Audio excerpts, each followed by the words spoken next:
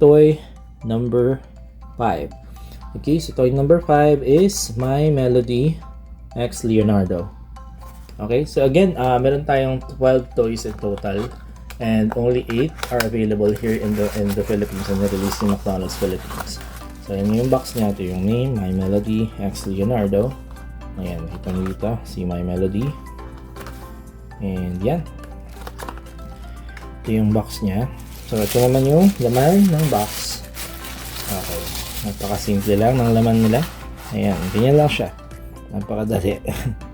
Yan, iba to. Yung naunang toy na Leonardo. Itong part na to is colored. Kung ano yung color ng Ninja Turtle. Yung Ninja Turtle, kung anong color niya, yun yung color nung itong parang hoodie na to. So for this one, it's nag-stick sila dun sa pink. I'm not sure kung anong nangyari. Bakit yung isa is ganon at itong isa is iba.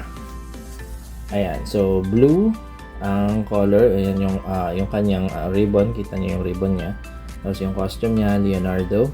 Kita pati yung pati siya, color green yung nauna, yung Donatello. Pero ito, nag-stick sila dun sa original color niya.